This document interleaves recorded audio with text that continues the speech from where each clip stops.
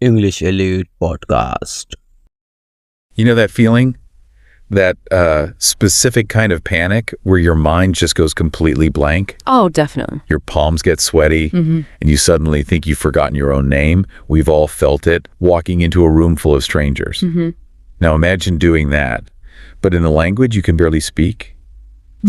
It's paralyzing. It really is. That's the difference between just being a little awkward and, genuine fear. You're not just worried about being liked. You're worried about being understood at all. And that brings us to our deep dives today.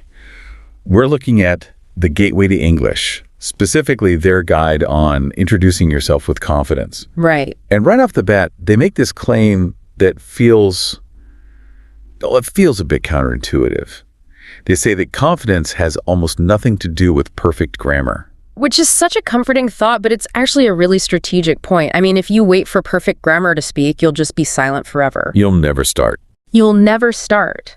The guide argues that it's the confidence that builds the competence, not the other way around. It's about having a structure, sort of a safety net, so your brain isn't scrambling for words. So it's less about knowing English and more about knowing your script. Exactly. Okay, so they break this down into a 5-step formula.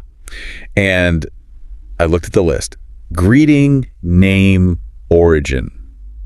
And to be honest, it looked a bit basic. Is there really a strategy in just saying your name? There is, if you look at the psychology of it. Steps 1, 2, and 3, greeting, name, origin. Those are what you'd call low cognitive load items. Meaning you don't have to think hard about them? You don't have to think about your name, hopefully.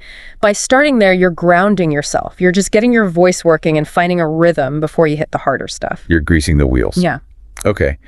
But then you hit step 4, occupation.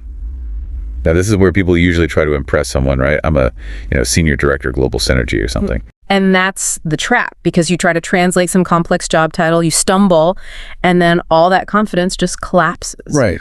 So this guide, it suggests a really fascinating pivot for beginners. It says you can, and probably should, just state your occupation as learning English. That feels a little risky, though. Doesn't leading with "I'm a learner" kind of undermine you? It feels like you're admitting you're not good enough yet. I would argue it does the exact opposite. It's actually a power move. A power move. How? By stating, I am learning English as your current job, basically, you immediately reset the other person's expectations. You're signaling, I'm capable, but I'm practicing here. Okay, I see. And it usually makes the listener more patient, more helpful. It just lowers the pressure on you. You're turning a bug into a feature. That makes sense. Then we get to the last step. Step 5, the personal touch. Why bother adding a hobby if the goal is just to survive the introduction? Because without it, you're just a set of data points. Name, place, job. That's a census form, not a conversation. Right. That personal touch, I like jazz, or I enjoy hiking, that's the hook. It's the only part of the whole intro that actually invites a connection. So the structure moves from "here is who I am" to "here's how we might connect." I get that. But here's the problem with any script.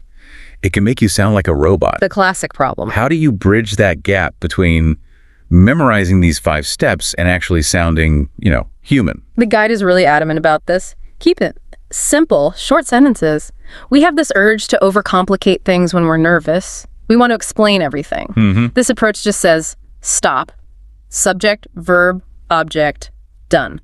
But knowing the script doesn't stop your hands from shaking. It doesn't, and that's why they talk about the physical side of practice. They suggest the mirror method. Talking to yourself in the mirror. Yeah, but it's not just about vanity. When you watch yourself speak or you record your own voice, you're basically desensitizing yourself to the sound of your own English. You're making the strange feel familiar. Exactly. You're training your body and your mind to be comfortable in that new identity. So when you're in front of a real person, the mechanics are already automatic. It sounds like this whole guide is really just setting the foundation for what comes next in their series, which is speaking without fear. It has to be the foundation. If you can get through the introduction, you prove to your own brain that the world didn't end, and that creates the momentum for everything else. It really brings up an interesting thought, though. We spend so much time trying to polish our introductions, even in our native language. We want to sound smart, accomplished, witty. All of that, yeah. But this approach suggests that maybe the best way to connect isn't to be impressive at all, but just to be clear. and vulnerable. It makes you wonder, doesn't it? If we approached every new conversation with the vulnerability of a language learner, would we actually connect better than we do with our own polished scripts? Something to mull over before your next handshake. Thanks for diving in with us.